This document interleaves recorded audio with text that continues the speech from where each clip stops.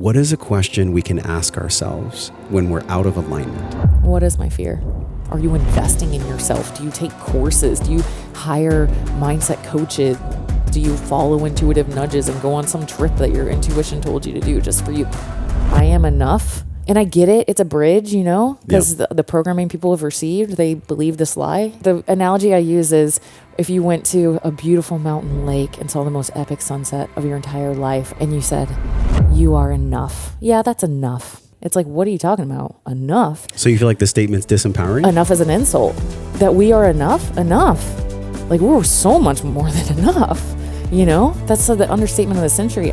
It's not about like getting the right business coach when deep down you believe that you can't do it. The belief has to change.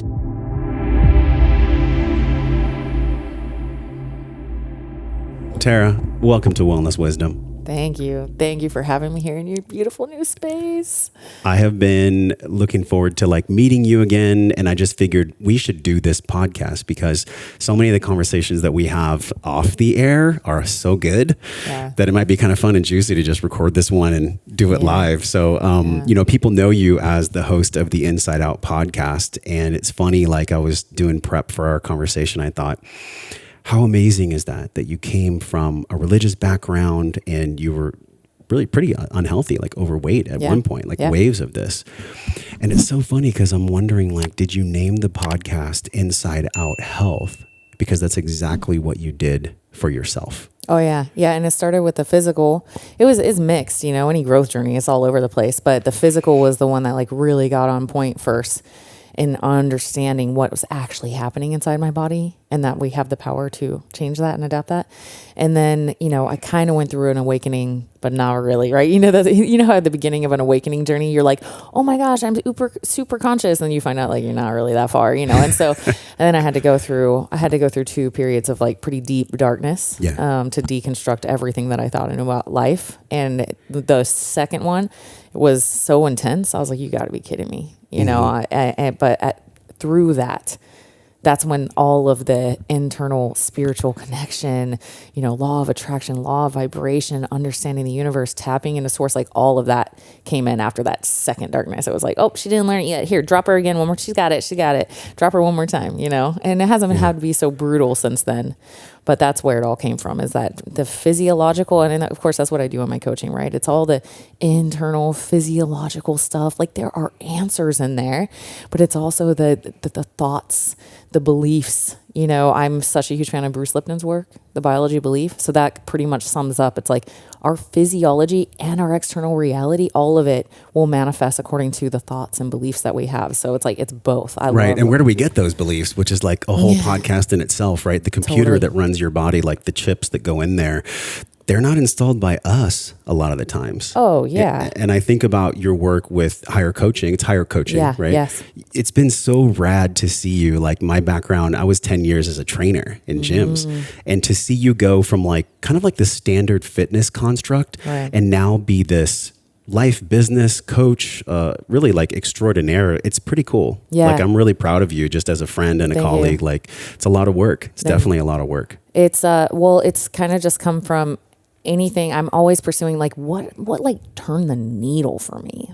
Whoa, that's what I want to bring to my clients, right? So it's constantly evolving my coaching as something is I'm okay, that turned the needle for me, and 4 or 5 clients every single time. Okay, let's start exploring that more, right? So it's a constant evolution, and it's so beautiful if you stay tapped in. If you're in any sort of coaching influence type role like this, that feeling. It's dude, I can't pour from an empty cup. So I'm constantly open, constantly before, as I was driving over here, I'm just literally just saying a prayer, I guess, it's please help whoever's going to listen to this, please help the right things to be channeled through me and Josh, for those people, right? So that we can have synergy. And that's how I approach my entire life, When you say that, it feels real. I've heard a lot of people use terms like that are pretty esoteric, but there's something about you, and in full transparency, maybe about a year ago, I hit up Tara and I was like, hey, I'm going through this transition. Like, what do I do? Basically, that is rare that I hit up friends who are influencers. Probably like I can count on less than one hand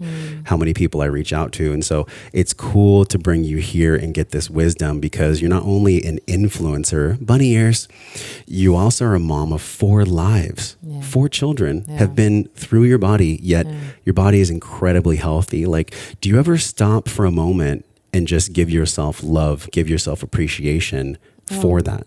Oh yeah. Oh, myself, and you said my body, like I have noticed that I have a kind of different relationship with my body than I think most people do. Like I have a real relationship. It's like a separate entity than me. Like we have a real, when I got sick recently, I just, this is what I heard from my body. It was like this patting on my shoulder energy. And it was like, hey, we got it. So if you could just we know how we work, and we know you don't totally know how we work, and that's okay. So if you can just do what we're telling you to do, we got it. I'm like, okay. So that, I'm telling you, that's the kind of relationship. It's real. And it was like, okay, so when the snot comes, you got to blow it out. We're doing that on purpose. Did you have a sinus infection? Yeah, I just had a cold type thing, and was like, okay, we need you to go to bed early. Okay. And so I just listened. And then when I got better very quickly, it was like, lots of water. Okay, go for a walk. I just hear these little intuitive nudges and I just go for it. Right. And I trust, it's a real, trusting, loving, respecting relationship. And then when I got better really fast, I was like, dude, you guys freaking nailed it. Thank you. Good job, immune system. That's how I am with my body. When you say you guys, do you actually hear a voice, No. a meditative voice? Or I mean, just thoughts that come to mind, right? But it's it's kind of playful, and I'm being kind of silly, but it is real for me. I do feel like our body, when I say you guys, I mean my cells, the systems in my body, and it's even our microbes and all that in our gut. I see that every cell in our body as practically a being. That's how I treat it. That's how I treat my body. So it's been awesome, So yes, I'm so grateful. I'm our bodies are the pinnacle of creation, in my opinion. And that kind of, we were talking before about attitudes and getting healthy attitudes and personal growth or entrepreneurship. And one thing that drives me nuts, doesn't drive me nuts, it's just, it makes me sad. I'll put it that way. It makes me sad is this push right now for I am enough or I am worthy. And I get it. It's a bridge, because the programming people have received, they believe this lie, that's so, it's not even close to, the analogy I use is if you went to a beautiful mountain lake and saw the most epic sunset of your entire life and the water is like pure crystals and you said, you are enough. Yeah, that's enough. That's enough. You know what I mean? It's what are you talking about? Enough. So you feel like the statement's disempowering? Enough is an insult. That we are enough. We're so much more than enough, That's the understatement of the century. Our bodies too. These are the coolest biotech organic machines ever created. You know what I mean? And I'm endlessly fascinated. It's a computer in a meat suit. Yeah. It's whoa. It's organic biotechnology. It's freaking cool, Well, I have so many things I want to ask you, but I want to go back to what you said, because you were talking about the sunset and you're saying it's enough or I'm enough is disempowering. I've never heard somebody say that. Can you go just a little deeper on that? Because I've always thought on someone's journey of self-love, self-acceptance, that once they get to the point where they feel like they're enough, then they can see what the next level is. Yes, it's a bridge. It's a step, So But it's not the final destination. No. I'm enough. Yeah, there's so much more than that. I'm glad we're talking about that, yeah. Yeah. It's kind of like if somebody had body dysmorphia, right? And they thought they were really, really fat, but they're not, right? And so getting to the place of I'm healthy or neutral or just it doesn't matter or I just am what I am would be a step, right? But then getting to the place of wow, I'm thriving. I love my body. I love feeling what it can do. I love giving it healthy foods and just enjoying, there's it gets better. Sometimes I get caught in these really deep, I don't know, spiritual vortexes, and I was getting taught some lessons about worthiness. I think that's an interesting thing. What was coming to me was what are people trying to feel worthy of? What do they mean worthy? It's a bizarre, and it was our worth. Like, does a flower need to feel worthy? Just the striving for this energy of like, is my, am I good enough? Am I worthy? What? Worthy of love? Worthy of success? Worthy of health? Like, it's like you just already are that. And the more you know that, the more you'll just be, like a tree's not sitting there wondering if it's worthy. Am I good enough to produce shade? It just produces the shade. Right. Worthy of what, And so these are some of the kind of concepts that I think of when I look at the body and how we're treating the body, or personal growth, or, business, entrepreneurship. It's like when we see our worth, when we feel it, when we resonate in it, like just, I'm like full of gratitude, touching our heart space, like freak, man, truly seeing ourselves. That's when you create. You know what I mean? That's when you actually create. That's actual creation energy to me, instead of this scarcity proving, I'm just trying to show that I'm worthy in my body or in my money or in my, whatever it is. Yeah. And when you get past that and and this comes through quiet moments, meditation, how you talk to yourself. I was telling you earlier, words are spells, words are creators. The thoughts that you allow, which you absolutely can choose, and it's a process. Sometimes I find myself going in low vibe energies, like that mother effer, I can't believe it. And I'm like, woo, Tara. So you're not just a positivity machine. You go through the trials and tribulations and waves of emotions like everyone else. Exactly. I let it pass. And then I'm like, that didn't feel like high frequency energy for me. So like, what's going on there? In a loving way though, I'm like, And one of my favorite journal prompts is like, what is my fear? Right? Like I got all up in arms about like the shutdown. I got all up in arms about a lot of things lately. And it was like, okay, well, I know that's not a high frequency energy for me. So I must be in fear, right? If I'm wanting to control, if I'm wanting to change something that's outside of me, then I'm in fear.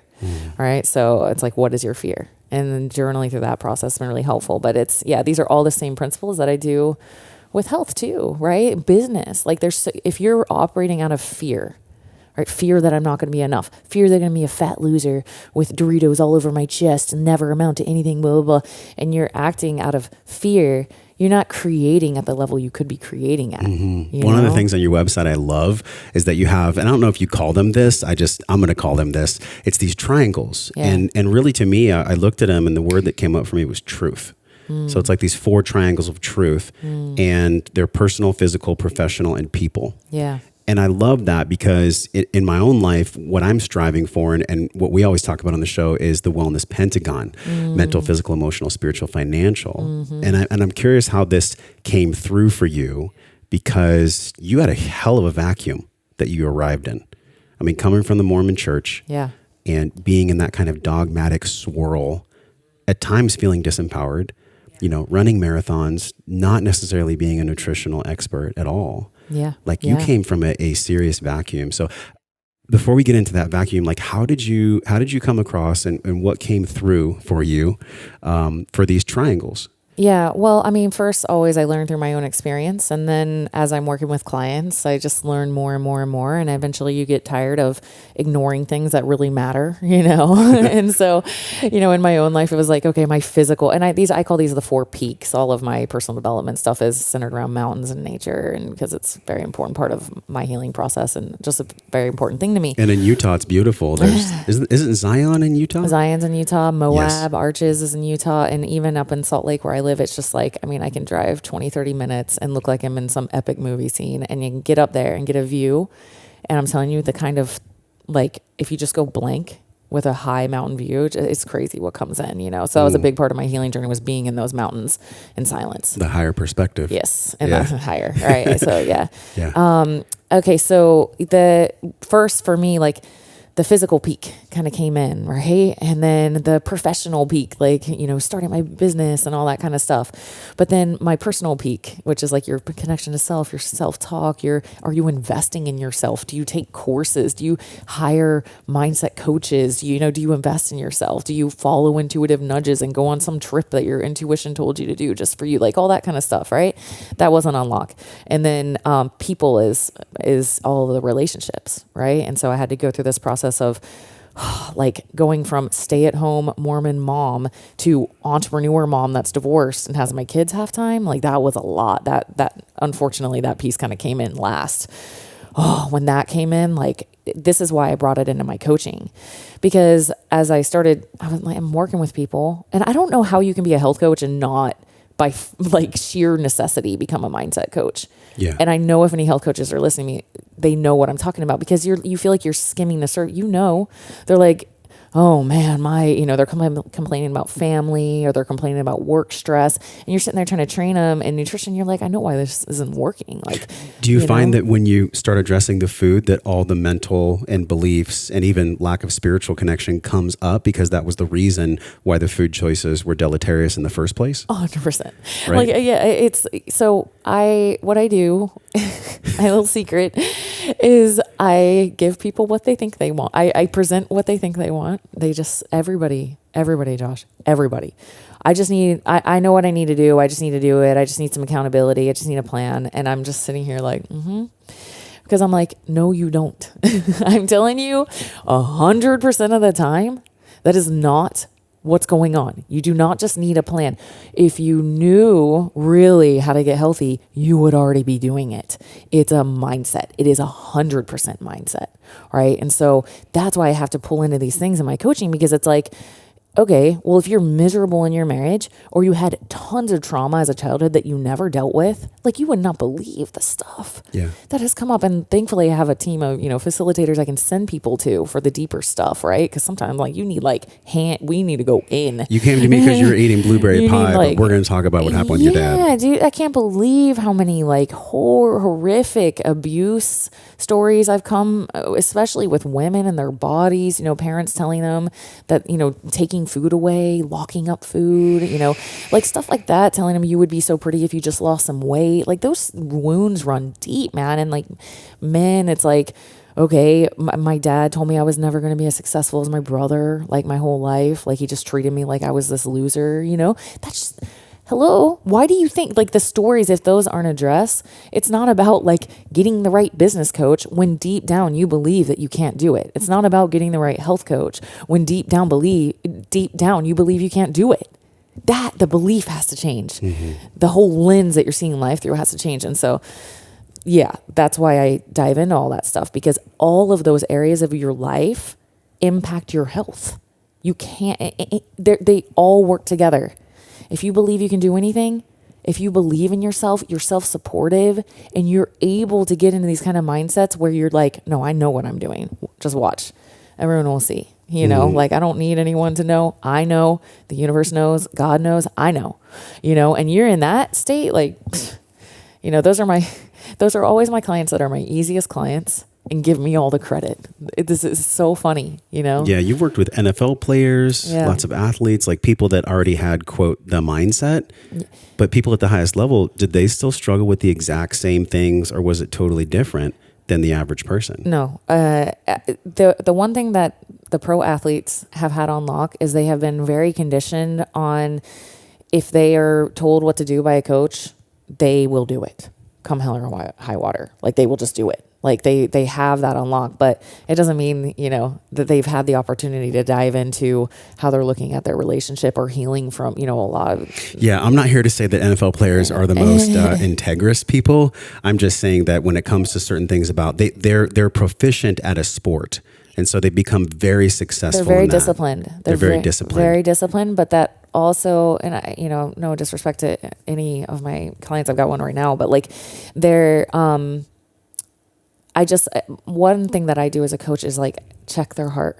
I would say my role is, because a lot of my clients are more financially successful than I am, right? I'm not business coaching them. I'm asking excellent questions to get them thinking about if they are aligned with themselves, right? I'm just turning them back over into themselves. It's a lot. It's very weird for a lot of my clients. It's not what they're expecting, right? And so it's a lot of asking excellent questions to get them thinking, honoring themselves, getting into alignment, right? Listening to their body, allowing themselves to sleep, stop punishing themselves ceaselessly for not mastering this to-do list, and coming into themselves in a place that's self-honoring. It's crazy to watch. The faster they get to that place, they're just and a lot of the bullshit that they thought they needed to do, it's gone. And it's an interesting place as a coach, because I'm not interested in before and after 6 week shred pictures, right? Like I could do that to somebody. To me, that's pointless. Personally, I have no interest in doing that. I have interest in them coming into a place where they are happy and they are aligned and they are thriving, and all this bullshit that they were worried about that didn't matter is gone and erased, and they can see straight and they're following alignment, right? So that's, my coaching is really different. I mean, obviously, like, we dive into the physiology. We do DNA, hair mineral analysis, blood work, Yes. You told me you like to dork out about the DNA and the blood. I love it. Which is cool. I mean, I was sharing with you, I found out I'm a slow MTHFR, and I would not have found that out. Such a good thing to know. If I didn't go down the rabbit hole. You said something that really hit my heart, and it was like asking the right question. If you ask an everyday person, an athlete, whoever it is, we're all human. We all struggle with kind of similar things at times. What is a question we can ask ourselves when we're out of alignment? What is a very intelligent question we can ask ourselves when we have a sense that we're out of alignment? What is my fear? And journal about it. What is my fear? There's a fear. So the way I see it is love is closer to source, and it's on the same spectrum as fear, and fear is just going away from source and just missing the fact that you have everything available to you that you could ever want, and the closer you are to it, you're not even thinking about that anymore. You're not worried about getting what you want. You don't need that. It just happens. Right. So anytime I feel myself feeling out of alignment, I know that I'm going in that spectrum away from love, away from source, into fear. So I'll journal about it. And I do some hard journaling on myself.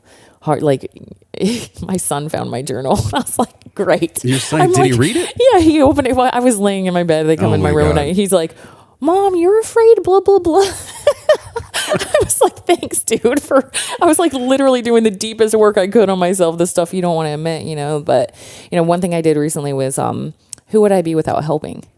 Right? Because I noticed a lot of statements of like, my mission is to help people on the planet. My purpose is to help people on the planet. And I'm like, I'm noticing some ego identification there. You know what I mean? Like, sure. It's interesting, right? So I was like, let me see who I would be without helping. Right. So I went into this deep meditative space, and I'm like, okay. Right. And it's the ego fights on this, right? Because it's like, no, that's like a good thing to do. Like, Yes. And the words I wrote down were, wise, intuitive soul. I saw myself on like a beach, walking on a beach, and then like going to this restaurant and just being served. And it was like, you literally cannot help anyone ever. You can't. All you can do is receive. You can't help, can't give. Nothing, so I had to like take it to that extreme. And I wrote like wise, intuitive soul, playful. I saw myself being playful, joking around, laughing. And then one of the words I wrote was free. The word free came out of me. I was like, whoa, free. That's an interesting thing that just popped out of me. And so I've been doing work on that lately. Right. And it's brought me to such a healthy place, because when you're not anxiously trying to help people, that's a needy energy, like you're getting something out of that. You're getting value, that's what I discovered. Right. And now it's like, it's a much more centered place of just like respect, it's just, it's a more respectful place. It's my whole nervous system, when you speak about that, I just imagined you or all of us on a beach, feeling free. Yeah. And I know I drank the kratom and the kava, but like, you don't have to drink that to feel free. You can feel free without anything outside of yourself. And I think about what we were talking about earlier with the Mormon church and the things you've gone through. There's no way we could ever unpack in one podcast all of the things you've been through, the relationship, the crazy. divorce, having 4 children. But if you could go back, and I think about Saturn returns, right? 7, 14, 21, 28. If you could talk to Tara at 28 and you could just teach her about these 4 triangles that you know now to be true, what is something you might share with her? I mean, the first question that immediately came to my mind was, where are you not listening to yourself? What are you feeling that you're ignoring and dismissing? Where are you not honoring? Where are you not seeing yourself?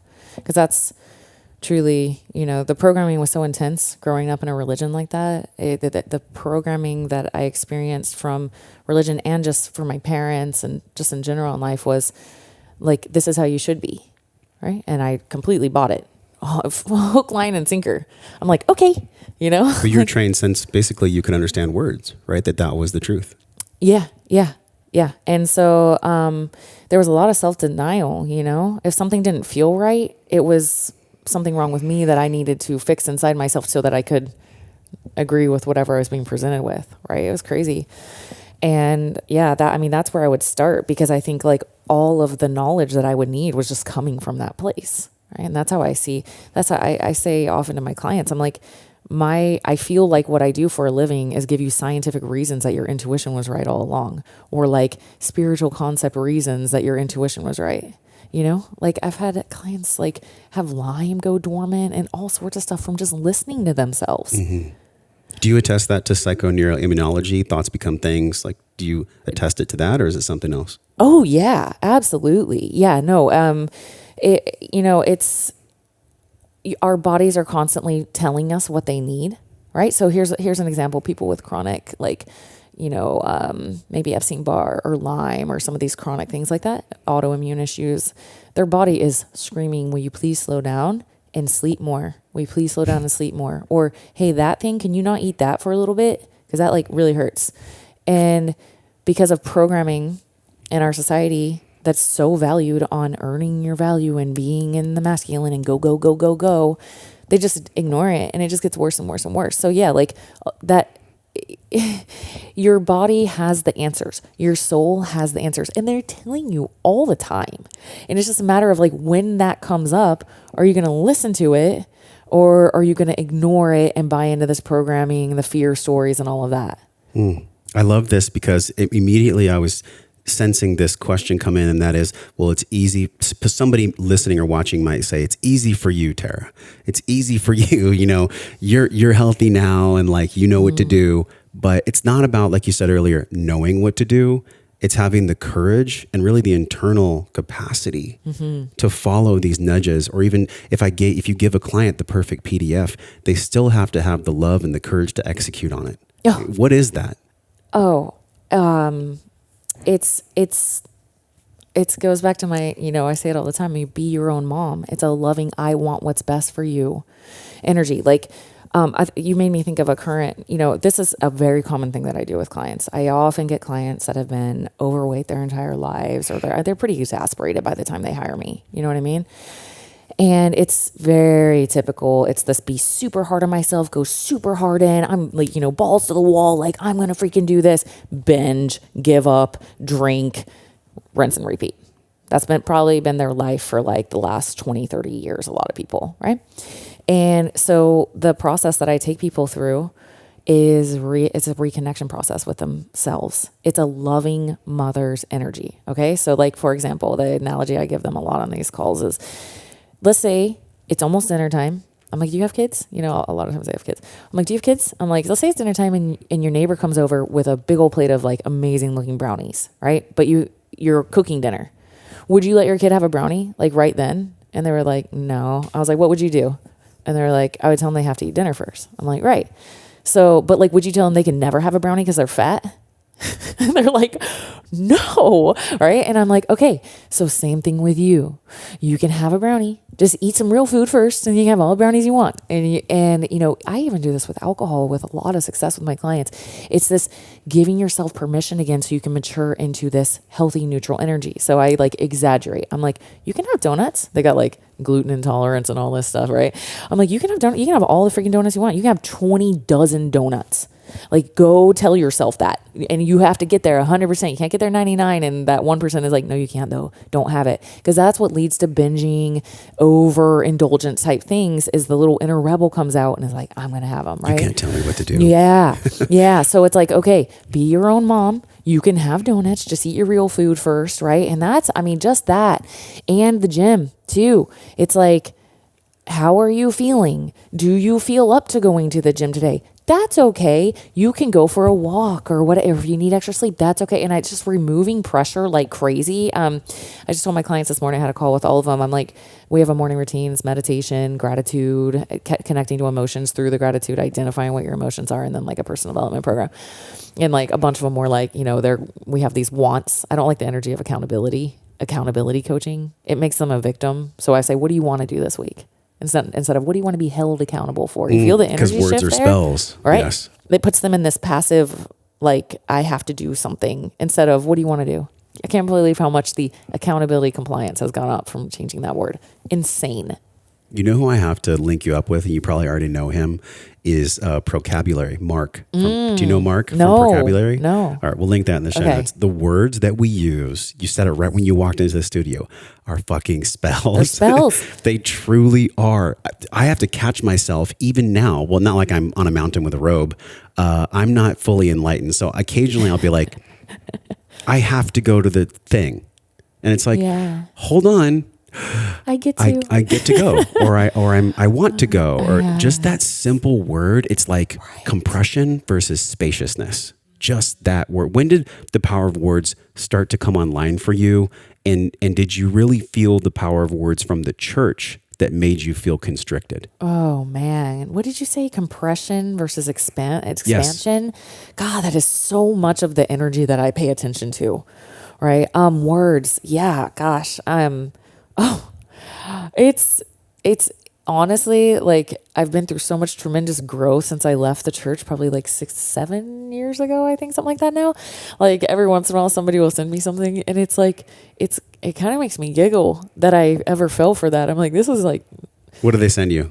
Oh, just kind of like manipulative statements of like, like one was like, if you ever abandon this gospel, like you will be like doomed, like all that kind of stuff, and I just giggle at it now, I'm just like, wow, man. And I just have compassion on myself because I was raised in it, but it's, gosh, the frequency of that is hard for me to entertain. Cause I'm just in such different frequency levels all the time that it's almost like I just don't even want to expose myself to, I mean, I will and I can. It's just, I like to stay in the higher, more conscious frequencies, you know what I mean? But I have compassion, honestly. I'm like, they're doing the best that they can, and they don't, a lot of the people now, I don't think they realize they're being manipulative. It's just repeated through the programming, through the generations, you know what I mean? Like, I don't have any animosity or think they really believe they're doing good things, Yes, so the road to hell is paved with good intentions. Yeah, that's how I see it, and I'm like grateful, so grateful to myself, back when I was 31, I think, like to be able to have the strength to break away, to listen to myself, as I said, I wanted myself to do, I did, and it took tremendous courage. I lost everyone I had, everyone, literally everyone. I was all by myself. All your friends, all the colleagues, everything. Was there a moment where you were like, I'm done? Or was it more like a slow build up? Oh, no. Like, do you remember when it happened? Oh, yeah. No, it was 3 weeks of obsessive internet research I was 33. Sorry, I was 33. It was 33 years of... Which is the year that Jesus supposedly... Yeah, that's true. Transitioned. It took me 3 weeks. I just had a question I wanted answered that I couldn't, and they tell you not to look at anything outside of what they put out, right? Or Satan will deceive you. And I was like, no, dude, I want an answer on this thing. I want an answer. And it was like, once I cracked that glass, it took me 3 weeks. And I was like, I'm never going back. You got to tell us the question, Tara. What was the question? I wanted to know, I had found out like maybe 4 or 5 years before that, just Joseph Smith, the founder of Mormonism, was a polygamist. And I never knew that. And I'm like, wait a minute, dude. I went to the Mormon college. I took university level classes about, I was in leadership. I was super in my entire life. And when they released those papers, I was like, how come I didn't know that? They always talk about just like Joseph and his wife and they're like this, like, couple goals and all this stuff. I'm like, I don't think I just missed that. You know what I mean? I was like, that was hidden. And that was my first like thing. And then fast forward to like right before I left, I was running a girls camp, like for the girls, and they had this little faith walk where girls were dressed up as like iconic women in like religious history. And this is a girl, she was like 17-year-old girl. She had a little bonnet on. She was trying to be Joseph Smith's wife, the founder of Mormonism, right? She's reading her little paper because she didn't prepare for it well. And she's just like, I'm Emma Smith. I eloped with Joseph when he lived in my house and my dad didn't like him very much. And like by that time in my life, and I found out his first like extra wife was like the servant girl who was 14 who lived in their house. Oh my God. And he was like my age, right? So I had matured enough that I was like, what the heck is going on here? This is weird, And I actually, and that's part of me that was after I got like fit and healthy too. So I really do feel like eating better food and getting healthier in my brain. Like I became more of a critical thinker, I had that strength within me to be like, what is this? This is weird energy, you know? So that's what I just wanted to know why Emma Smith's dad didn't like Joseph, and I couldn't find it anywhere. So I went looking for it, and I found way more than I bargained for. And it was, you know, so in the past now, but I'm so grateful that I had the courage to question something that I had said, I know.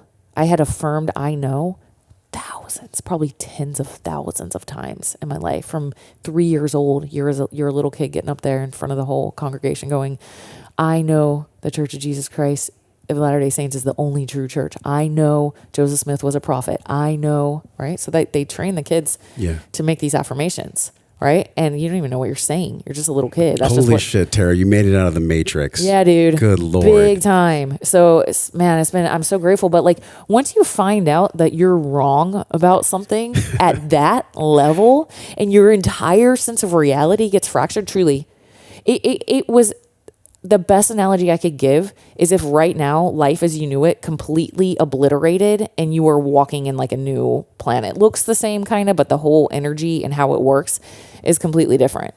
So I love my ex-Mormon friends because you get a new lease on life. It's usually like you're in their 30s. They kind of like wake up and start asking questions if you were really bought in. And you're like, oh my gosh, I almost missed life. Like I almost lived in this bubble of like, you know, programming, and I got out and like, wow. And it creates in me, and I think a lot of others who have been in that road, a sense of loving to be wrong. I love to find out I'm wrong now. Interesting. You love to be wrong. Yes. Wow. Because it means like it's fun almost. It's like, it means I was missing something, right? And it was like, oh, so it's created a very curious, open-minded space inside of me honestly, it's like ceaselessly entertaining. One of the things you said, and I'm holding this up for y'all on YouTube, this is Tara's book. Congratulations. Thank you. This book looks amazing. It was a lot of work, and it's heavy. It's got some knowledge in it. Typically heavy books like this, they have some wisdom. Thanks. I love all the recipes you have. And I actually loved in the book that you did touch a little bit on like your health journey. And right now, about 2 minutes ago, you said, when my nutrition came online and when I started to feel good in my physical body, that's when my mind, my capacity to think for myself and to ask different questions and to ask, am I right? Even arose. And I'm curious for you to write this book. You talked about this on social media recently, and I loved it. You said, you know, many people are driven by fear. And so my question for you, and that's for anything, for them to create buildings or businesses or be a millionaire, be quote successful. Right. A lot of this stuff is driven by fear. Did you notice when you wrote the book that like that fear dragon came up for you in any way? It did in the beginning. Yeah, that's an insightful question. In the beginning, I was like, oh my gosh, this is going to be like eternally out there, right? Like a social media content podcast, after a while, like I'm like, nobody's going to hear that again. You'd be surprised. You'd be surprised. People maybe go back. Yours. Yeah. But it's, you know, like it's truly, I was doing some research for the book and I found some blog posts where some guy ripped to shreds some other guy's book. And then I felt this thing come up of like, oh my gosh, what if somebody does that to me? What if we get new information and they're like, look how wrong Tara is. This is horrible information. You know what I mean? I had to deal with all of that stuff. And as it came up, I was like, I had to like do deep work with it. And I came into this place where I was like, speak from your heart. Do your absolute best, everything that you know. Honestly, as I wrote that book, that's my first book. And so it was a process because I kept going outside of myself for information. It was taking forever. I'd get a few thoughts and then I'd be like, oh, let's see what the research says. Let's see what Mark Sisson says. Let's see what Rob Wolf says. Let's see what, you know what I mean? And it was horrible.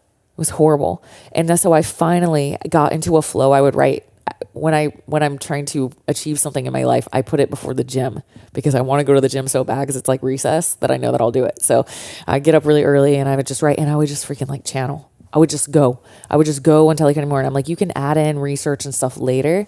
But once I got into like connected to myself and like really tapping into source, really tapping into my wisdom, my experience, it was fun.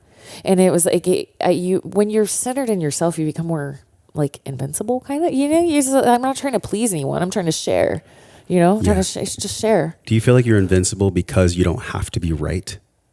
Yeah, that definitely brings a sense of ease and neutrality. It's like, oh, okay. If somebody came after me like, Tara, I don't like this. This doesn't make sense. I'd be like, shit, that's a good point. Okay. Like I'm not afraid of that, Yeah. So it's how you grow. It's how you learn. I love it. I've never written a book. I will write a book in 2023. So like I'm saying it right now. I'm not going to do the title. I'll show you the title when we're done recording. And I've already been plugging in the chapters. A friend of mine who's been on the show a couple of times, I think you know him, Dr. Jade Tita. Yeah. So he helped me build the Breathe program, and now we have like 1,000 people in the Breathe program. Nice. And also he showed me that if you're going to write a book, you have to go through the table of contents first. And that was like the game changer. Did you do that too? Or did you just like go off of napkins and notes and Post-its and all that? So you wrote the table of contents first. I was a super nerd in high school. I was really good at English, and writing papers was like my jam. And so, having a framework is how I did it. Right. You just, you get the whole, even the conclusion, like, where you're going to begin with the end in mind. Right. And you have a framework, then it makes it so much more enjoyable to do the process because you know where you're going. Yeah. Right. So, yeah. And you're passionate about keto. I mean, but you're not keto 24/7, 365. That's why this is keto at all. Short-term keto. I'm not keto at all. Oh, so you don't do keto at all? No. I'm not doing keto anymore. And that's totally not what I was expecting. Why is that? No. Because most of like the intro to my book, if people will read that, I talk about my experience. I'm grateful to keto. I'm grateful for the metabolic adaptations that happened in my body. I did keto strict for a year. Knowing what I know now, I did not need to do keto strict for a year. How long did you think you have had I was to do 11% body fat and had just qualified for the Boston Marathon and was like a highly athletic, resistance training person. I probably could have done keto for 4 to 8 weeks, maybe 12, and gotten like plenty of benefit. Sorry, what did you ask me? No, I was going to say, how long do you think you could have done it for? Yeah, maybe 4 to 12 weeks or something like that. And so I share in there, like for me, and I wish that we had more data. I have read through so much. I feel like I've read like practically every keto, and I haven't, but it feels like that, And for some people, genetically, especially where I already was metabolically, I just do better with carbohydrates, way better. Yes, but you've done the groundwork. Yes. I was already pretty metabolically flexible before because I was doing intermittent fasting. I was training at high intensities. I was marathon running at high intensities. Like I qualified at a 7:30 pace on 26 miles. You know what I mean? Like I was pedal to the metal. Right. So I was super insulin sensitive, all of that. That being said, keto increased this adaptation where I only respond physiologically to hunger. It has no impact at all on my energy levels, on my brain performance, nothing, and I wasn't quite there yet all the way before I did keto. So super grateful for that. We've talked about the ApoE4 mutation. Yeah. I've got that, I'm a 3/4, so I have to watch the saturated fats. Yes. And I did keto for the month, and you talk about this in your book. You say that a month is like the standard. If you are going to explore doing this cyclical keto, not keto forever. Yeah. I think you even say do keto, not forever. Yeah. I'd say most people probably need to do it. But if you're like an athlete, you got like a ton of muscle mass, you're hitting pedal to the metal, you're already really metabolically healthy, a month will probably but it's not going to be till the end of that month until you're really going to get a feel for what it's like. And there's mess ups, people don't hydrate. They don't have enough salt. Yeah. They don't know how to supplement for athletic performance, right? How to maximize that. And it kind of gets better the longer you go. And if you're maximizing it and you need it, right? But so for athletes, maybe not so long.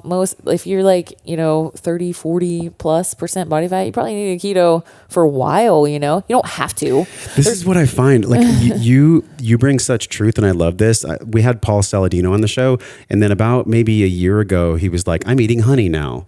I'm eating pineapple. I'm eating watermelon. Yeah. And he got destroyed by the Luddites who were like, if you're not eating steak for 3 meals a day, you're trash. Where do you think this comes from? It reminds me of what you said earlier when you were like, anytime that I am afraid of being wrong, it's probably a prescription for me to express myself less. And there's a perceived safety that we all get by being in a group. Yeah. Yet being in a group doesn't always mean you're safe. What do you make of this, like food camps where there's a perceived safety in, whether it's fruitarian or carnivore or paleo or even keto? Like I think keto is it's trendy. Like a lot of people still talk about it because that's what the Google searches are deploying. But what do you make of the camps and the psychology behind why we're so attracted to camps? I think it's a lack of personal development.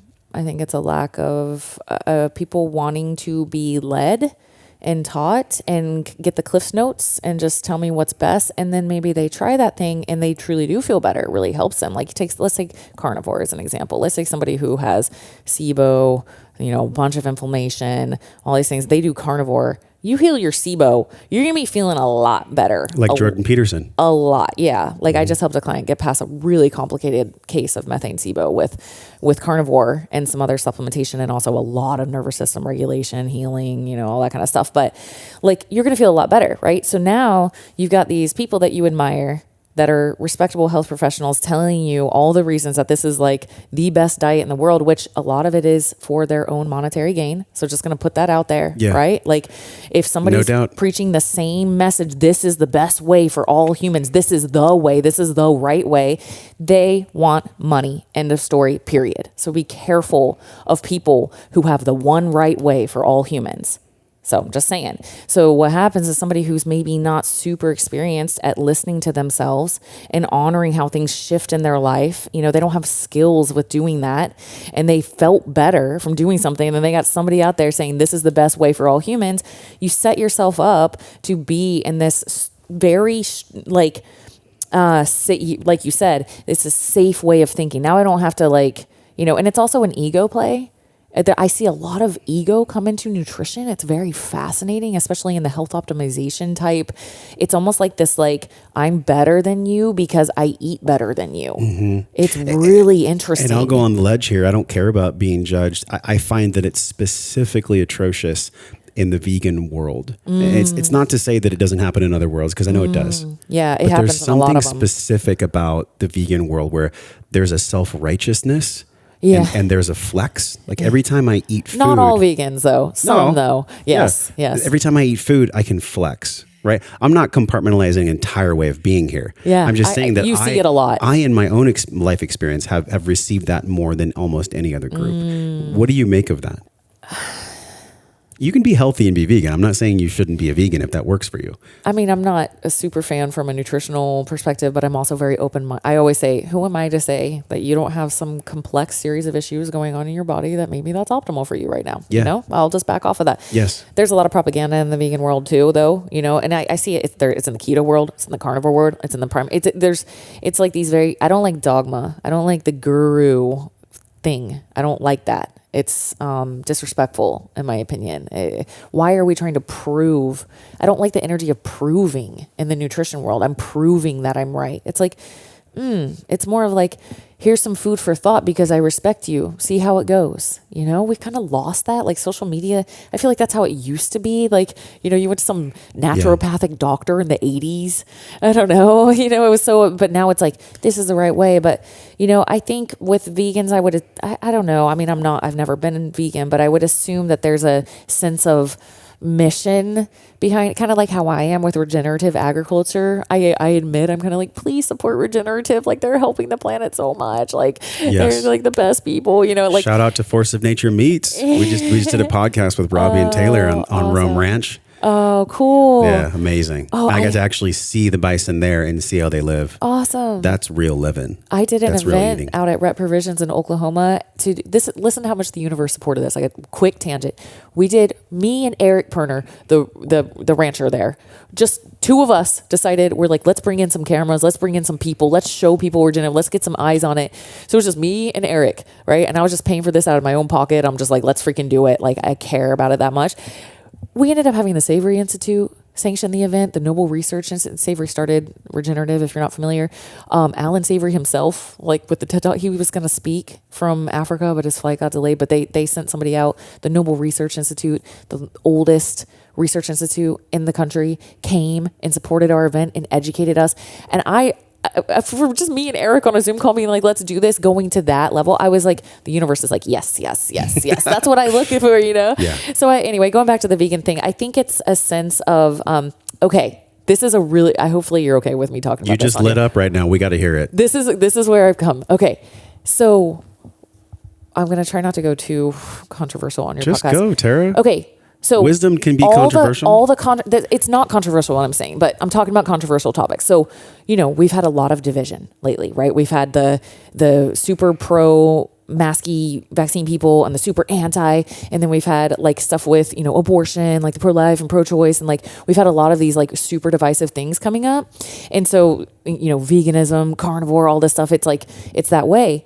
And what I really meditated on it, and I was like, what is the underlying energy amongst everyone is that they're going outside of their realm of power or their business, as Byron Katie put it. They're going out and they want what they think is best for everyone, right? So like I was thinking about that. I'm like, the pro-life people are like, don't hurt the babies, help the babies. And the pro-choice people are like, don't hurt the mothers. Like when those babies' lives are going to suck. And then like the pro-vaccine mass people are like, save everybody, help everybody. And the anti people are like, no, that's going to hurt people. Don't put that stuff in their bodies. And like, you need to be able to breathe for your immune system.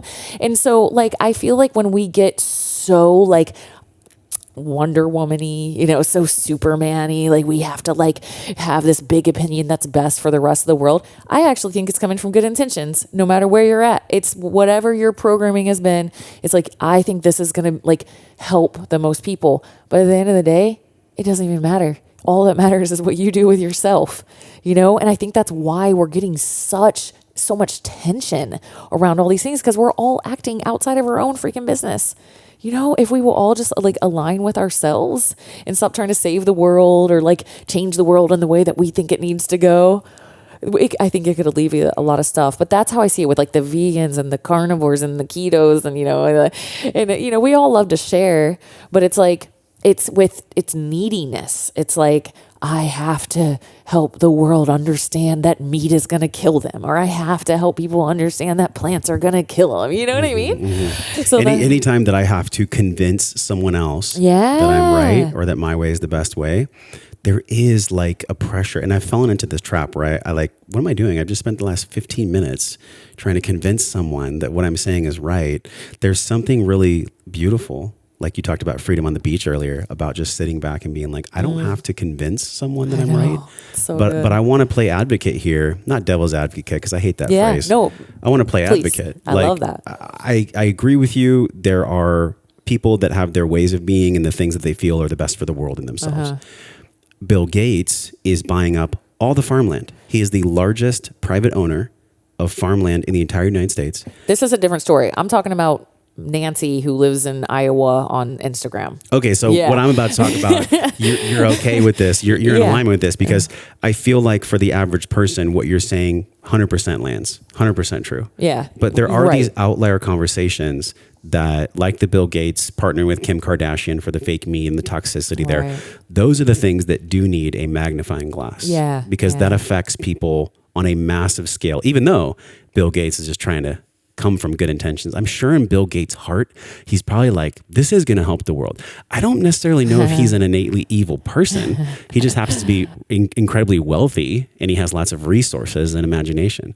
So what do you make of that? I think there's always a nuance in everything. Yeah. It's funny. I'm sitting here and I'm listening to you, and you're like, anytime someone's this way or anytime someone's that way, what's the middle? What's the middle of this conversation, so we're not dividing one another anymore? Yeah. What's the underlying energy? I feel like that's how I kind of walk through life. Yes. Like when I'm talking to people, I'm kind of like feeling their energy more than I'm listening to what they're saying.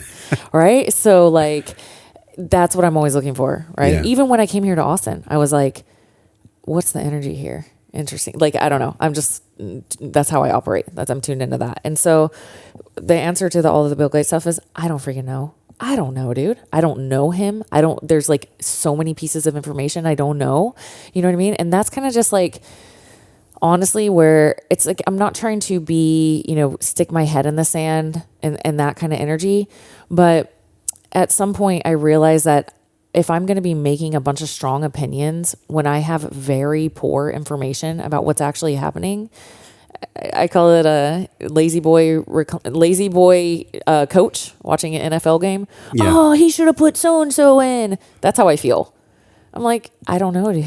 Yeah. And so what I've been being taught energetically is stay in the higher frequencies. And like the more you stay in the higher frequencies of love, compassion, love is a big one. I have a very like neat, organized kitchen. I don't like cluttery stuff in my fridge, but I've got this big printed out piece of paper because my guides like told me to.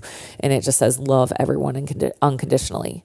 And that has been my biohack. Just kidding. But that's been my hack lately on that's been my focus is love everyone unconditionally. And when I find myself going into those lower vibrational states of judgment, I come back into, I'm like, okay, love that guy that just was so rude to me unconditionally. I'm like, yeah, I can have compassion on that. You're like, who knows what he has going on? And like, it brings me back into these higher frequency states. And the more of us that are in these higher frequency states, like people are always attracted to higher frequency, always. Sure. If you're in a group of people and somebody's like in a more elevated consciousness, it's like moths on light. You know what I mean? Like that's how we are.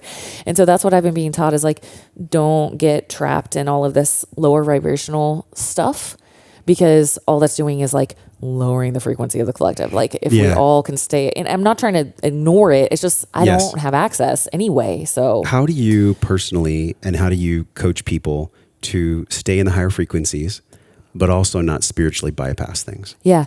No, feel through feeling. Yes.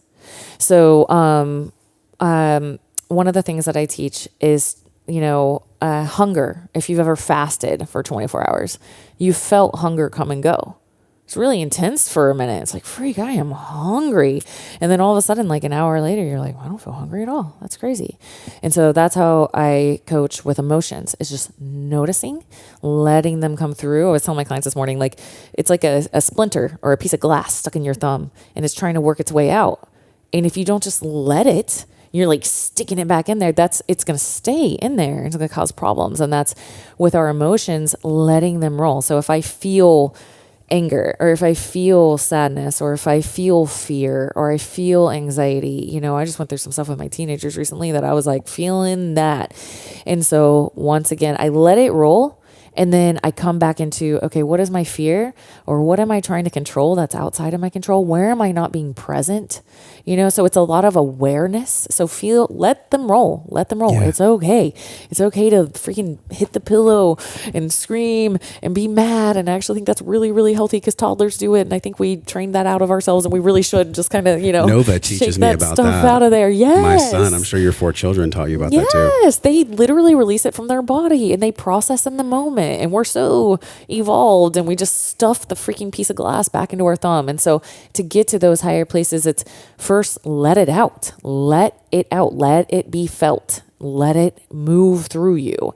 And then after, not during, not, oh, I wonder why I'm feeling anxious right now. Let me psychoanalyze it. Like, no, dude, just let it roll. Yeah. And then after, you can look at it with awareness and be like, okay, now, where was I getting, outside of myself? I love, Catherine Dixon from Clarity Coaching. She's my like main mentor, I would say, in like terms of spirituality and a soul sister, just a little bit ahead of me on the path. And I'm so grateful. And, she was actually, I don't even know this, but she was like, basically the first coach for Byron Katie, like helped her develop that and knows Byron Katie really well. And Byron Katie calls them the 3 businesses. Catherine calls them the 3 realms of power. So after, like anytime I'm in these negative emotions, these low vibe emotions and stuff, after they've worked through me, I'm like, where are you outside of your realm of power? Where? It's like, oh, I want her to be happy, or I want her to have it's like, that's outside of your control, dude. No wonder you're suffering, or, maybe I'm mad or offended or something like that. And it's like, well, what do you want to, I want to control their perception of me. Okay. Well, you can't do that. So just let it go, And so, but you feel it. That's the main thing. You feel it first. You have to let yourself feel the things. And it can be intense, especially if you're a very emotional person. It can be scary. But I'm telling those clients of mine, we do like a neurotyping thing in my coaching system, and there's like a certain neurotype where they're the very emotional ones because they tend to have higher glutamate. What do you mean by neurotype? Christian Thibodeau, you should have him on your show. I've heard his name before. He's so amazing. He's kind of like a legend in the training industry, but he created a system called neurotyping. His parents are psychiatrists, and he's one of those that's really into like neurotransmitters and DNA and gut health and all that kind of stuff. And so he developed a personality test with his parents that you take because you can tell through somebody's personality which neurotransmitters they tend to be more dominant and more deficient in. Oh, that's just fascinating. It's so good. It's one of my favorite parts of like my whole entire coaching career. And so it helps me coach people too. So if somebody is, more dopamine dominant, they're sensitive to dopamine, they'll be more competitive, more like go get it in life. And then if you add high GABA to that, they'll kind of be like an asshole a little bit. Sometimes they can seem like that to people if to the wrong person who's really sensitive, but it's the kind of that like, I don't give an F and I'm just going to say what I think and what I love those kind of people personally. But it's that, then you get somebody with that tends to be low GABA, higher glutamate. And especially if that's matched with high adrenaline, you get a very anxious, very emotional person because glutamate turns into GABA. And if you don't have that GABA conversion, you don't like have the brake pedals. So you're just like spinning, your mind goes overthinking a lot. And glutamate is also connected to emotion, right? And memory storage and all these things. So those people, they're a 2B on the system. Like those people are highly emotional people. And what I always like to help them understand is like, that's your superpower. And what's crazy is like the dopamine dominant people, they're always like very intellectual. They're like engineer brains, they're business leaders. They're, they like see things, how to organize things, blah, blah, blah, but sometimes aren't as connected to their emotions. Right. Like an Elon Musk or something. Yeah. Like yeah. Yes. Or I think of like maybe an NFL player, right? Like that, like he's definitely, and then he opens a bunch of businesses and he's like that, but he might not be as strong in the emotional space as he is in the like discipline. I see how to organize things, like that kind of space. And so what's crazy is like, we value that. We value as society. I've been telling my clients, I'm like, you never hear somebody as an intellectual mess or all up in their intellect. Sure. But what do you hear? Emotional wreck, all up in my emotions and my feels right now. It's literally poo-pooed to be emotional. Like, it's a part of our physiology. It's a part. Why would it be there if it wasn't for us, if it wasn't for our greatest good, And so I've been trying to tell my emotional clients, I'm like, that's your freaking superpower. It's been dishonored and trampled on, right? Because those people are generally very connected to others. They're able to see things, they're feel deeply things. Empathetic. They can feel much deeper than most people. Yes. And it's like, if we can respect that and like, but also you're not going to be some like super driver, like I'm going to go get it. And like that's not your nature. This has been the hardest part for me, Tara, as an entrepreneur and podcaster, is that I identify in my way of being, and maybe I could take Thibodeau's test, as someone who is empathetic. So for me, I have to be very mindful of the boundaries that I put up and not taking on other people's energy, not taking on the world's problems. So I can like switch roles in a day 3 or 4 times. And so I'm curious how you manage that, and it's a selfish question for me and for anybody with us that identifies as an empath or an HSP, right? Highly sensitive person. How do you switch the energies between charge it, get it done versus feel and understand my emotional intelligence? Like, what an incredible world we live in that we have to balance those two things. But how do you do that personally? How do you coach people to do that? It's all about the same thing I keep saying is listening to yourself, honoring yourself, noticing how you feel with the different choices that you're making, right? So like if you're like, okay, I keep trying to do this thing where I'm like driving myself into the ground, like, I'll throw out a silly example with you. I'm trying to record 8 podcasts a day, right? Not anymore. I know you're not doing but like it would be noticing how's that working for you? How are you feeling with that? Yeah, it wasn't. It's like, I'm literally so stressed I can't even see straight or whatever. It's like, okay, well, let's like give your inner child or yourself, let's give yourself that. Like, that's not cool, And so it's just noticing and then tweaking it and playing with it until you find your groove. It's like, I like this. This feels good. I also, because of the nature of the work I'm doing, and I'm very like, I like literally go into like almost like channeling when I'm like with my clients on calls, right? Do you have like a witch's brew and you're stirring a pot? I'm not really, but if it's that kind of energy, I'm not saying I am like a person who channel, but like everyone can to a certain extent, but I am like tapped in. Like, I don't do Zoom calls. I do phone calls with my clients so I can close my eyes and like literally just be with the vibration of their voice and like truly listen. Right. And so going in at that level and I'm like asking and I'm like intuiting and I'm like, you know what I mean? I can only do 3 hours of calls 3 days a week. That's it. That's all I got.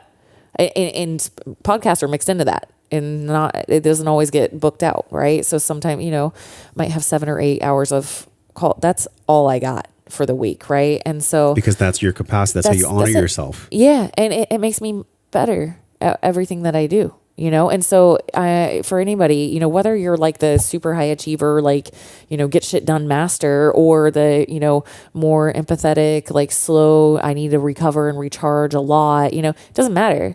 It's the same principle of just noticing how you feel as a result of the choices that you're making, and then play with it and keep playing with it until you find a groove. And then if that changes, it's just awareness, just noticing, and then showing up for yourself. Yeah. Yeah. It's almost like the book, The Art of Motorcycle Maintenance, is The Art of Zen and Motorcycle Maintenance, which is, it's in my drawer. I haven't read it yet, but it's this chop wood and carry water piece where there's this constant maintenance of our spiritual self, our mental self, all the parts of the Pentagon.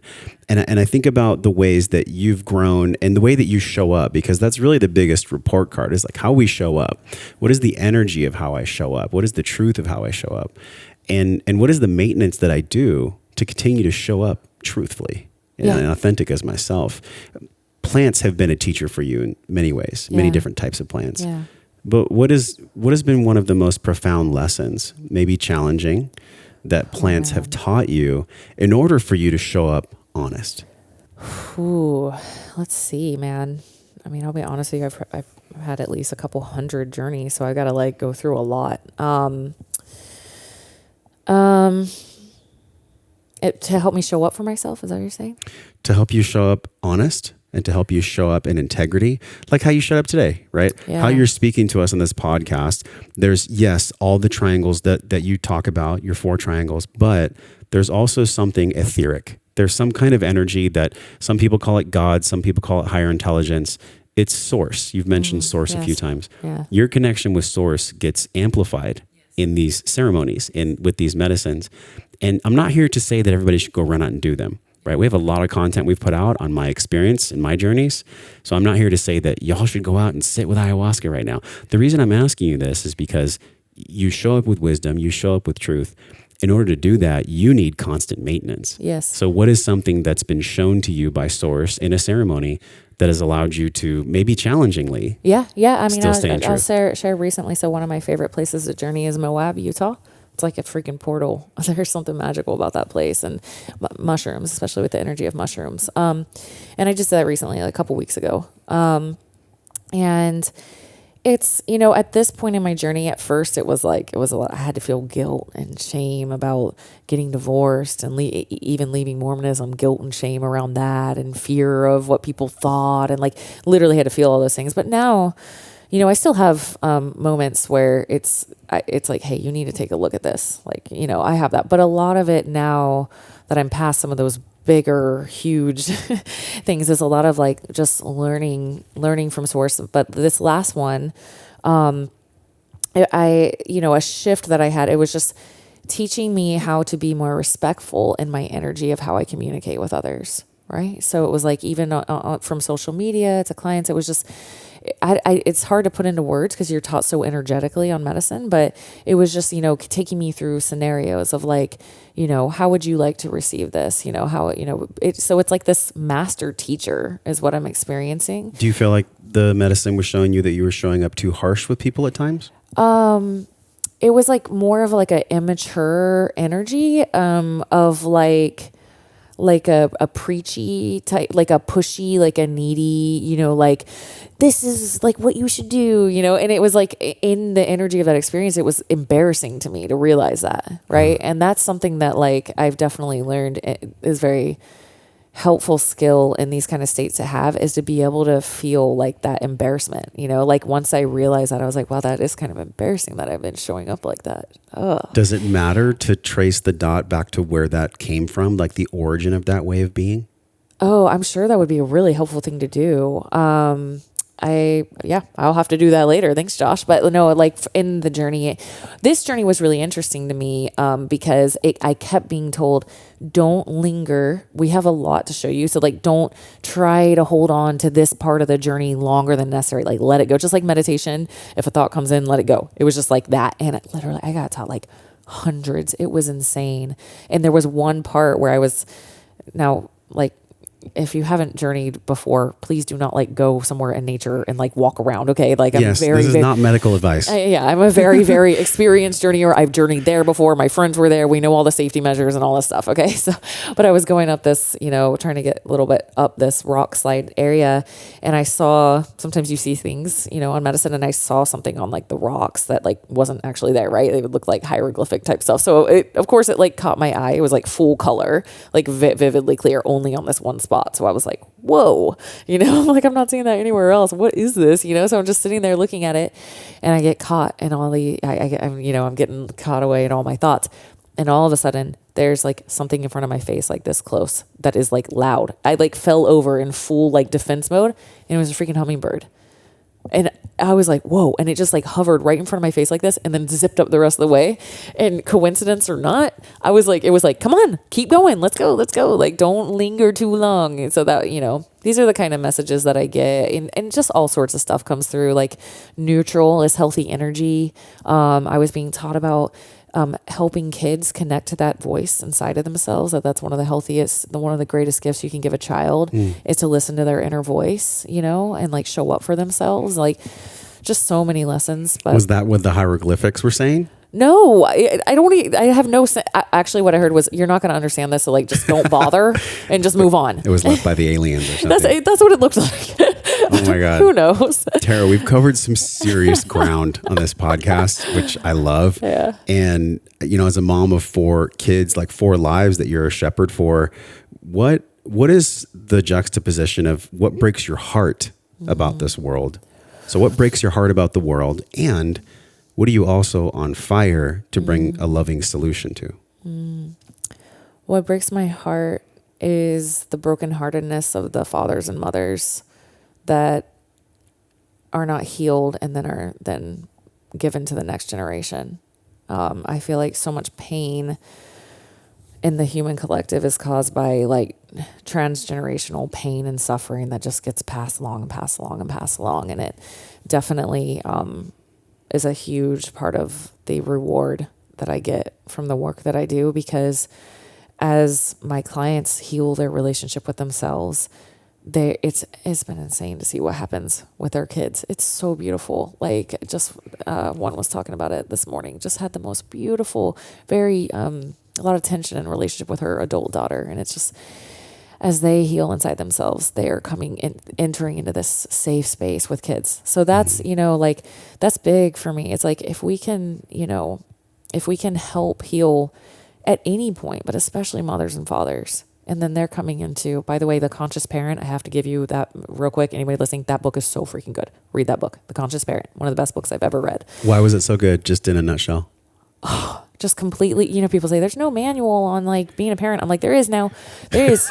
Yes, because it's it's all principles, and it's all about, it's completely flips on its head how most people look at parenting. I have to teach, I've got to raise you right. What is that? That's control. That's me projecting how I think you should be so that you can be an extension of my ego, and you can prove that I'm a good parent, and you can prove that you turned out right, and I want what's best for you. You can be what I think is best for you, whether or not that's what you think is best for you, And so she's flipping all of this on its head and like understanding that like kids help evolve us, and that they are sovereign beings. And of course she's, you still have discipline, you still have rules, you still have boundaries, like a safe container for them and things like that. But it's like more about building a relationship, an actual relationship, and all the things that come in and damage that relationship between parent and child. So anyway, that's my, definitely on the forefront of my mind, is like just healing the hearts of the people, helping as much as we can. And the only way we can do that is by being healed and constantly taking care of this beautiful heart, this beautiful soul that we've got. And the more we do that, the more it ripples out. All right. Well, I think your book was a Trojan horse then, because the physical is the starting point, but like really what you're sharing is like a deep emotional, mental, spiritual access that so many of us are affected by. I just did a recording for a solo cast yesterday, and it was about my journey this year for the Vision Quest. Oh, cool. And it was this beautiful ceremony where I was able to bury my father. He's still alive, but I was able to bury him with kindness, right? Wow. And burying someone, letting something go with kindness is so, I mean, like the hair on my arm is sticking up. Like it is so powerful to actually let something go without attachment, without it having to be a certain way. And also simultaneously leaving a door open for love to come back in, for kindness to come back in.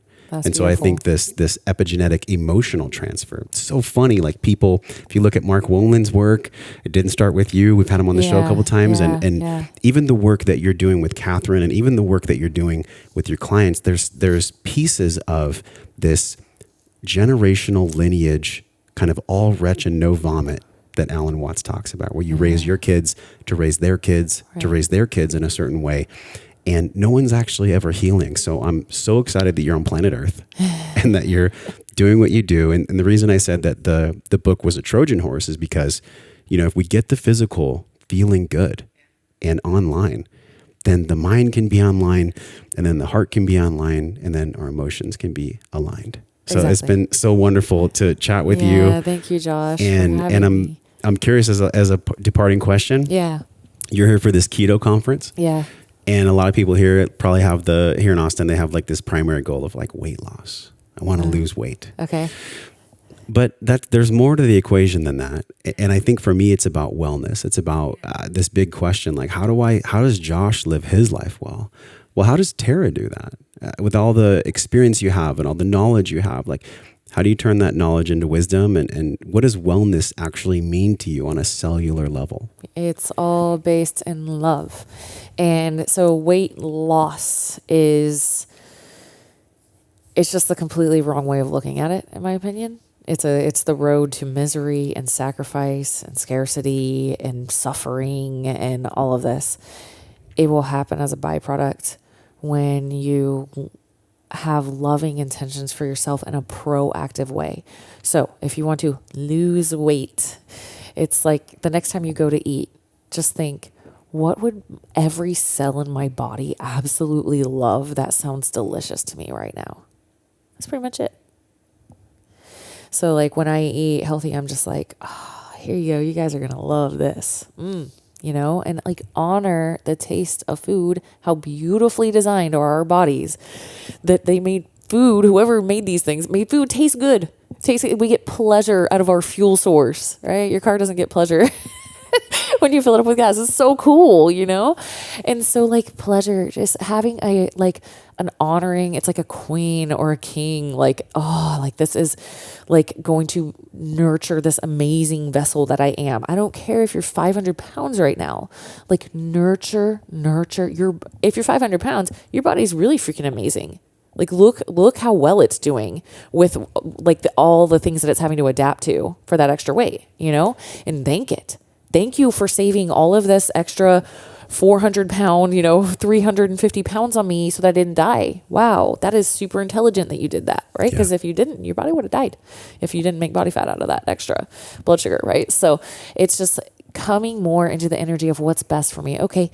Sometimes my body's like, you've kind of been like on your phone and stuff at the gym a lot. And like, you actually need to like kind of get your ass in gear, like hit it for a little while. And then sometimes it's like, dude, just go out in nature and walk. Like you need recovery, like, like just chill. Like you can do some yoga and stuff, but like, and so just that instead of focusing on weight loss, I'm telling you, if you eat whole foods from nature as much as you can, and you just play in how can I make these taste good, go to healthy restaurants, invest in some of the healthier restaurants and see what they do. It's like, oh, they put dates in the cauliflower. Okay, got it. You know what I mean?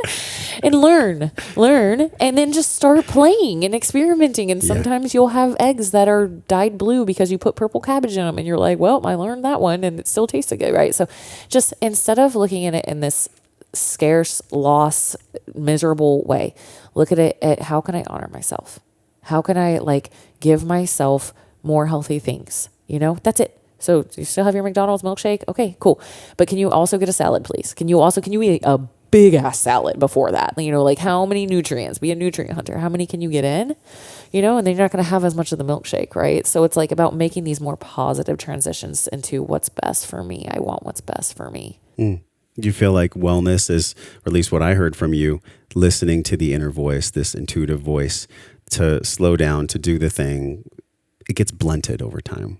So if anything, the wish that I have for all of us here is that you've just increased your capacity to hear your inner voice 1%, 10%, something from this conversation. So thank you for coming on. It's great to see you again here in Austin. By the way, what's the energy? You said you feel energy more than words that you're listening to. In Austin? What's the energy in Austin? What do you think about that? So what I felt when I got here was that there's like a base underlying very healthy, wholesome energy. Also, it's just, I could be making crap up, but like what I felt was that there's also some distortions in it right now. I would say you're right on point. Yeah. And people could say that about any city. Yeah, any city. But that's there what is I felt. something, I think you're right on it. There is something about Austin where there's this like dark light that's in magnified. It's almost like it's in a magnifying glass. Yeah. The dark and the it's light. a strong energy here. It's almost as strong as Sedona. And Sedona's like strong energy. Sedona's just a big bowl of energy. Oh, Sedona feels so good. It feels so beautiful. Like just wholesome, good, healthy energy. It feels similar to that by nature here, but it honestly, what I was sensing was that the distortions were like from confusion in the human collective. Yeah. But there's also so much goodness here. I mean, don't get me wrong, I love Austin. Like, this is the most highly concentrated area of like people doing deep work of anywhere I've ever been. I was hearing some girls at the nail salon and they were like just so freaking beautiful. Like how they were talking to each other and about their friend, and it was so honoring. And I was like, I freaking love it here, So it's, but yeah, that's what I sense. We have to be open to the mystery. If you'd have told me 3 years ago that I'd be living in Austin, fucking Texas, from California, from Encinitas by the beach, I would have said, you're crazy. But I'm here. So hopefully you guys can honor the mystery that we're always trying to honor in our best way. Yeah. Tara, thank you for coming on the show. Thank you, Tell Josh. people where they can connect with you, please. On social media, my two biggest platforms are TikTok, actually, and Instagram, although I'm shadow banned on Instagram right now. So if you can't find me there, try TikTok. It's Coach Tara Garrison. And then my website is taragarrison.com. My book, Short Term Keto, is on Amazon if you want to check it out. And it's all the reasons I went off keto. So, and why I think, actual scientific reasons you might want to consider that after a phase of keto. And then Inside Out Health Podcast is my podcast. And honestly, I've listened to your episode like 3 times on a personal level. I just wanted to listen to it. It was really amazing. Thank you. Yeah, so. I really respect what you do. There's a mutual vibe. There's a high vibe with you and I. And one of the things I appreciate about you most that we're going to talk more about at wellnessforce.com/community is your podcast and the conversations you have, and this concept, which I would love to start a thread in our group about, of not having to be right. Yeah. Not having to be right. Best. I think that is awesome. Okay, you guys, until Tara and I see you again, we're both wishing you love and wellness. We'll talk to you soon. Hey. Thanks for watching the podcast. I appreciate you being here.